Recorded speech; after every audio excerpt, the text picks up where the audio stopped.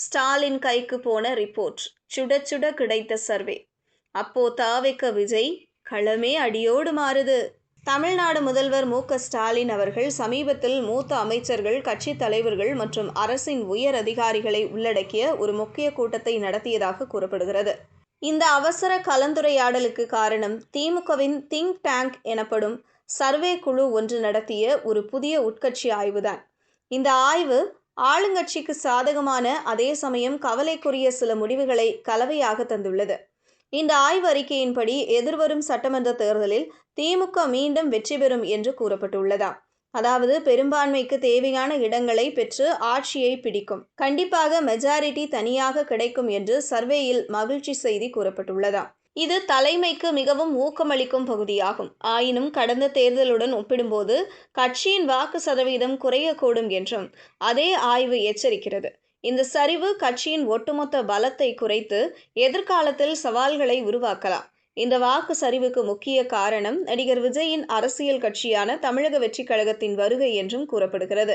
எதிர்வரும் தேர்தலில் தமிழக வெற்றிக் கழகம் சுமார் 20% வாக்குகளை பெறக்கூடும் என்று ஆய்வு கணித்துள்ளது. விஜயின் அரசியல் அறிமுகம் இளைஞர்கள் மற்றும் புதிய வாக்காளர்களின் ஆதரவை பெறுவதாக அரசியல் ஆய்வாளர்கள் கருதுகின்றனர். அவரது ரசிகர் பட்டாளமும் இந்த மாற்றத்தில் கணிசமான பங்கை வகிக்கிறது. தமிழக வெற்றிக் கழகத்தின் எழுச்சி குறிப்பிட்ட ஒரு கட்சியை மட்டும் பாதிக்கவில்லை என்பதை திமுக குழு கண்டறிந்துள்ளது.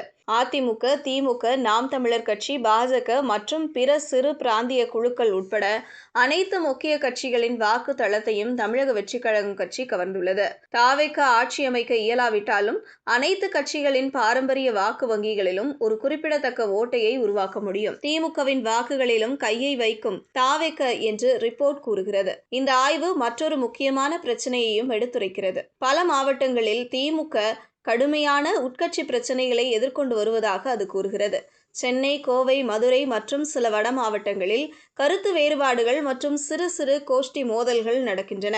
இந்த உட்கட்சி பூசல்கள் தேர்தலுக்கு முன் சரியாக கையாளப்படாவிட்டால் பெரிய சிக்கல்களாக மாறக்கூடும். இந்த கண்டுபிடிப்புகளின் அடிப்படையில் முதலமைச்சர் ஸ்டாலின் நிலைமையை மிகவும் தீவிரமாக எடுத்துக் கொண்டுள்ளார். உட்கட்சி பிரச்சனைகளை கட்டுப்படுத்துவது எப்போதும் இயலாத அளவுக்கு முக்கியம் என்று அவர் மூத்த தலைவர்களிடம் வலியுறுத்தியுள்ளார். கட்சி தொண்டர்கள் தங்களுக்குள் மோதிக்கொண்டால், மாவட்ட அலகுகள் பிளவுபட்டு இருந்தால் வெற்றி வாய்ப்பு இருந்தாலும் திமுகவின் வெற்றி வாய்ப்புகளை பாதிக்கக்கூடும். கட்சிக்குள் நிலவும் பதற்றங்களை குறைக்க முக்கிய மாவட்ட அளவிலான தலைவர்கள் மற்றும் அமைச்சர்களுடன் பேச்சுவார்த்தை நடத்தவும் ஸ்டாலின் முடிவு செய்துள்ளார்.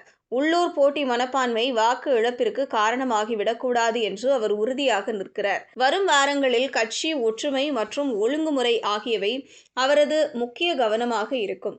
கட்சி ஒற்றுமையை வலுப்படுத்தி பொதுமக்களுடன் தெளிவாக உரையாடினால் தமிழக வெற்றிக் கழகத்தின் சவால்களை சமாளிக்க முடியும் என்று திமுக தலைமை நம்புகிறது. தேர்தல்கள் நெருங்கி வரும் நிலையில் தேர்தல் உத்தி மற்றும் அமைப்பு பலம் இரண்டிலும் ஸ்டாலின் தனிப்பட்ட கவனம் செலுத்த திட்டமிட்டுள்ளார் என்று திமுக வட்டாரங்கள் தெரிவிக்கின்றன.